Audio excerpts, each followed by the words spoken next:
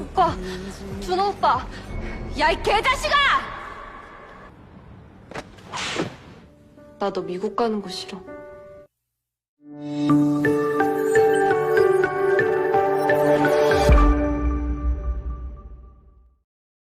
Saat sampai di rest area, Yongpil pun sengaja meninggalkan Hongju dan Huyong berdua saja.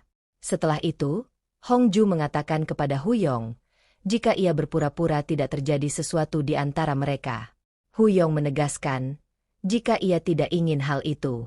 Huyong bahagia saat Hongju terlihat canggung saat bersamanya. Hal itu menjadi tanda, jika Hongju terus memikirkan Huyong. Mendengar hal itu, Hongju pun menjadi semakin salah tingkah. Setelah itu, Hongju mengatakan kepada Yongpil, jika ia yang akan mengemudikan mobil. Yongpil yang sudah lelah pun menyetujuinya. Namun, Huyong mencegahnya, karena saat itu, Hongju tengah cedera kaki. Kemudian, ia hendak duduk di kursi belakang. Namun, ia keduluan paman Huyong, dan menyuruh Hongju untuk duduk di depan bersama Huyong. 삼촌! 누구셔? Akhirnya, Hongju pun mau tidak mau, duduk di kursi depan bersama Huyong. Singkat cerita, mereka pun telah sampai di pantai. Kemudian, mereka pergi ke villa terlebih dahulu. Hongju pun sangat menyukai villa tersebut yang menghadap pantai. 와, 미쳤다, 바다뷰야! Di sini, Yongpil dan paman Huyong pun pergi untuk memancing. Sedangkan Huyong, ia tengah berada di villa bersama dengan Hongju.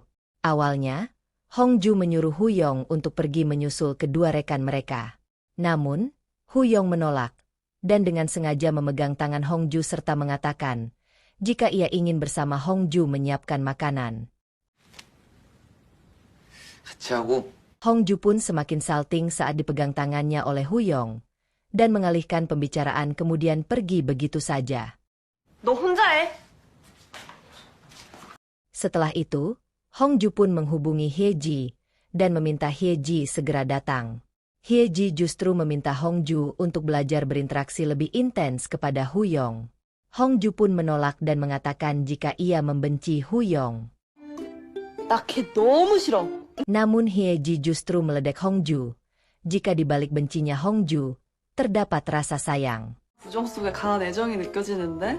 Setelah itu, Hongju dan Huyong pun menyusul Yongpil dan paman. Di sana, Yongpil mengajak Huyong untuk mancing bersama. Saat ditinggal memancing, Hongju mendapat panggilan dari atasannya, jika ia meminta Hongju untuk mengerjakan pekerjaan mereka di studio milik Junho. Hongju sempat menolak hal itu, namun atasannya memaksa Hongju, dan menganggap hal itu adalah bentuk profesionalitas. 제가 왜요?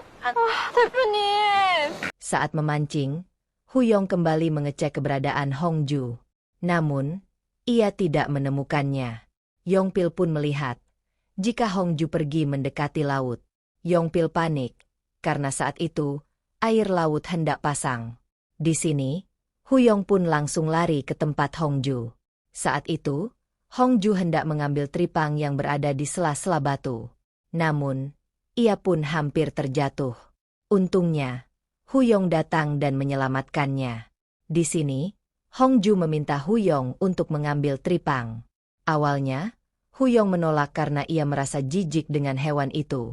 Namun Hongju memaksa, hingga akhirnya, mau tidak mau, ia pun mengambilkan tripang untuk Hongju. 이거 어떻게? 영주 이거. Di sisi lain, Hyeji dan Pak San tengah dalam perjalanan untuk menyusul Hongju. Saat itu, Hyeji ditelepon kakaknya dan meminta foto Pak San. Ternyata, kakak Hyeji hendak kencan buta dengan Pak San. Mendengar hal itu, Hyeji pun terlihat sedih. Ia berusaha tegar, dan mengatakan, jika ia akan memberi foto Pak San kepada kakaknya. Setelah selesai telepon, Pak San hendak menjelaskan sesuatu kepada Hyeji. Namun Hyeji sudah kecewa dan menyetel musik dengan sangat keras. Sedangkan di sisi lain, Hongju dan Huyong tengah asik mencari kerang dan hewan-hewan laut lainnya. Di sini terlihat, jika mereka berdua sangat bahagia. Setelah itu, Hongju dan Huyon pun pulang ke villa. Di sana, Hyeji dan Pak San pun sudah sampai di villa. Namun, Hyeji terlihat sangat kesal dan murung. Saat Yongpil meminta bantuan Hyeji untuk mengiris bawang, Hyeji justru memukul bawang itu dengan sangat keras. Setelah itu, Hongju pun mengajak Hyeji untuk keluar dan mencari udara segar. Di sini, Yongpil merasa heran, karena selama ini, Hyeji tidak pernah semarah itu. Hyeji pernah marah besar saat pacarnya selingkuh. Yongpil langsung terdiam, dan berpikir jika Pak San selingkuh dari Hyeji. Di sisi lain, Hongju berusaha menenangkan Hyeji. Hongju pun menanyakan alasan mengapa Hyeji terlihat sangat marah. Ternyata, saat di perjalanan, Hyeji sempat mengutarakan perasaannya kepada Pak San. Namun, Pak San menjawab, jika ia sama sekali tidak menyukai Hyeji. Hal itu yang membuat dirinya merasa dicampakkan oleh Pak San. Saat itu, Hongju dan Hyeji pun sama-sama menenangkan hati mereka masing-masing, dan mencoba kembali untuk membuka hati dengan lebih baik. Setelah itu, mereka kembali ke villa. Sesampai di sana, Yongpil dan yang lain sudah menyiapkan makanan yang sangat banyak. Hyeji yang sudah mulai membaik hatinya pun duduk di samping Pak San. Dan Hongju pun duduk di samping Huyong. Sebelum makan, mereka pun sempat berfoto bersama. Di sini terlihat, jika Hyeji pun mulai membaik kepada Pak San. Hongju dan Huyong juga terlihat mulai dekat. Dan setelah itu, mereka semua pun makan malam bersama. Mereka menikmati malam itu dengan sangat bahagia. Malam itu, Hongju bermimpi jika Huyong meninggalkan Hongju sendiri. Hongju kesal, karena ia selalu ditinggalkan oleh orang yang ia sayangi. Saat Hongju terbangun, ia kaget karena Hyeji sudah tidak ada di sampingnya. Ia juga mencari keberadaan Yongpil dan yang lainnya, namun villa tampak sepi. Ternyata, Yongpil, Hyeji dan yang lain telah pulang terlebih dahulu tanpa sepengetahuan Hongju. Hongju pun merasa sedih karena ia sama sekali tidak menemukan teman-temannya. Tak lama kemudian, Huyong pun pulang. Hongju menanyakan teman-teman mereka. Huyong mengatakan, jika mereka semua telah kembali ke Seoul karena mereka harus bekerja.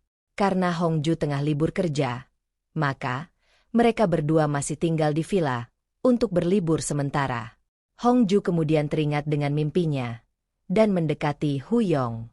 Di sini, Hongju pun langsung mencium Huyong. Hingga akhirnya, mereka berdua pun larut dalam cinta.